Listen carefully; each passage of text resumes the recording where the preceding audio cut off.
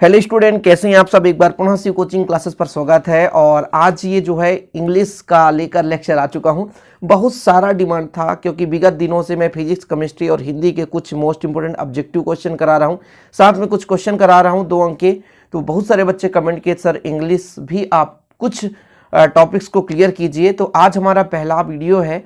आपको 2022 में एग्जाम देना है और उसके सिलसिले में हम यहाँ पर इंग्लिश का भी सीरीज स्टार्ट कर दिए हैं। पैसेज वगैरह सब कुछ कराएंगे। तो आप लोग इस वीडियो को शेयर करिएगा। जितना आप लोगों का रिस्पांस रहेगा, जितना आपका लाइक्स रहता है, उसके अकॉर्डिंग हमें भी लगता है कि चलिए इतने बच्चे हमारे साथ जुड़े हैं और पढ़ रहे हैं। जैसे मान लीजिए 100 लाइक आ गया तो मुझे ऐसा लगता है कि 100 बच्चा तो पढ़ाइए, तो मुझे भी लगता है कि चलिए 100 बच्चों के लिए कुछ करना चाहिए। तो प्यारे बच्चों, आपके लाइक, शेयर, कमेंट से ही हमें एक मोटिवेशन मिलता है और हम आपके लिए वीडियो शूट करते हैं। तो आज हमारा ग्रामर सेक्शन जो सी पार्ट आता है इंग्लिश में एमपी बोर्ड में, उसमें ए एंड द कभी कभी 2 अंक का पूछा जाता है, 2 अंक का पूछ दिया जाता है और आप लोग गलती कर बैठते हैं। तो आज मैं 14 से 15 यहाँ पर एग्जाम्पल समझाऊंगा, तो आप लोग अच्छे तरीके से समझेंगे। शुरू करते हैं। सबसे पहले थोड़ा सा हम ए की बात कर लेते हैं और फिर एन की बात कर लेते हैं और इसके बाद दा की बात कर लेते हैं। बहुत सिंपल छोटा सा ट्रिक है जिसको आपको समझना है। यदि आप किसी भी वर्ड का उच्चारण की बात करता हूं, केवल क्या उच्चारण यदि स्वर आए तो फिर एन का प्रयोग करेंगे। किसका प्रयोग करेंगे? एन का। उच्चारण यदि स्वर आए तो एन का प्रयोग करेंगे।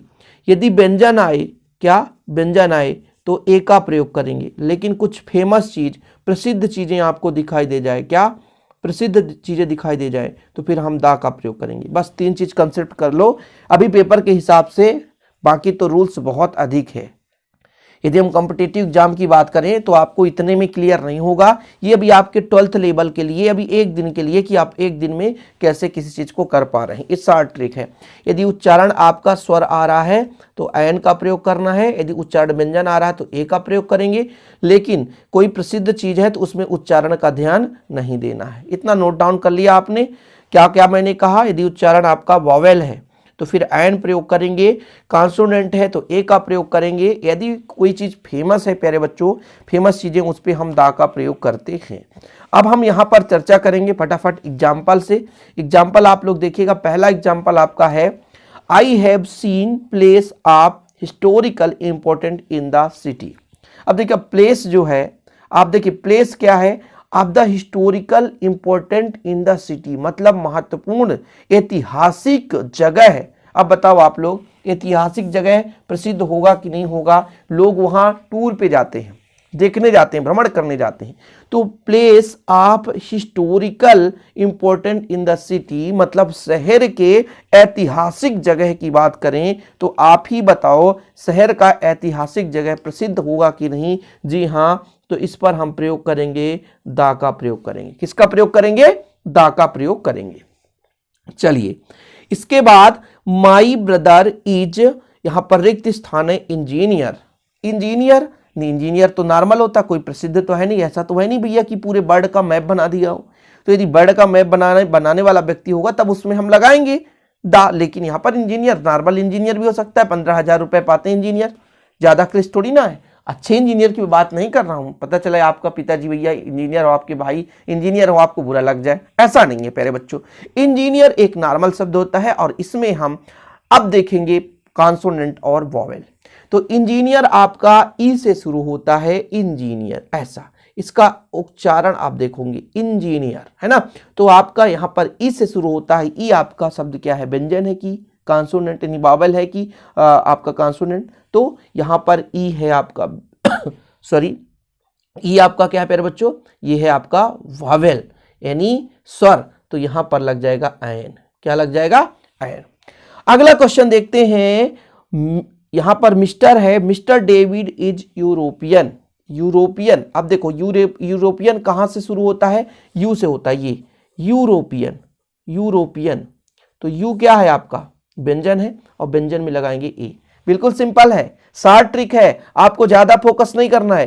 पैसेज में भी कभी कभी आ जाता है, पैसेज में आ जाता है रिक्त स्थान की पूर्व ए एंड दा, फिर आपको वहां पे डाउट हो जाता है। ए एंड दा बिल्कुल डाउट नहीं होना चाहिए, ठीक है। इसके बाद Ramayana is the sacred book. अब बताओ भैया, रामायण आ जाए, कुरान आ जाए, गीता आ जाए, ग्रंथ आ जाए, तो ये सब में दा लगाना है। आपके कोई भी ग्रंथ मिल जाए जैसे ऋग्वेद, यजुर्वेद, सामवेद, अथर्ववेद, गीता, कुरान, रामायण, तो इनमें सब में भैया लगेगा क्या? दा। क्या लगाना है? दा। बिना सोचे समझे दा लगा देना। दा लगाओगे आप, क्या लगाओगे? दा लगाओगे। इसके बाद else finish the project in, फिर ईयर। ईयर में क्या लगेगा? ईयर। ईयर में क्या लगेगा भाई साहब? इसको आप अच्छे तरीके से समझो। तो यहां पे जो ईयर है, बाई है, तो EAR, ईयर ऐसा होता है, ठीक है। ईयर ऐसे नहीं लिख दोगे आप, ऐसा नहीं होगा, इसलिए इसमें ए का प्रयोग होगा। इन ए ईयर, एक साल में इस प्रोजेक्ट को फिनिश करना है, या ऐसे भी कह सकते हो किसी प्रोजेक्ट को एक साल में फिनिश करना है तो इन ए ईयर, ठीक है। चलिए, कॉपर इज, रिक्त स्थान है यूजफुल मेटल। यूजफुल, यूजफुल क्या होता है? यू से होता है, यू से, ये यूजफुल। यूजफुल उच्चारण आपको देखना है, यूजफुल, तो यहां भी लग जाएगा ए। क्या लग जाएगा? ए।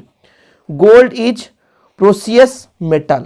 अब बताओ मेटल में क्या होता है? मेटल से एम से स्टार्ट होता है, मेटल, ऐसा लिखो, मेटल। क्या? मेटल। ये क्या है आपका? कॉन्सोनेंट, व्यंजन है, तो फिर इसमें भी लगेगा ए लगेगा।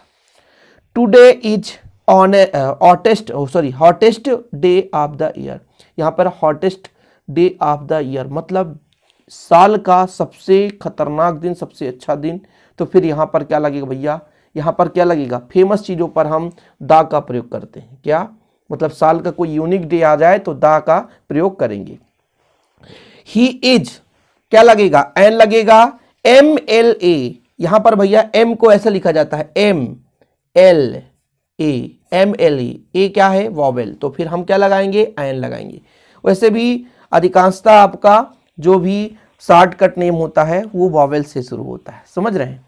ही give me a book, he give me a book, रिक्त स्थान है बुक वाज वेरी इंटरेस्टिंग। अब वेरी इंटरेस्टिंग मतलब सबको अच्छा लगेगा, तो फिर वो तो फेमस ही होगा।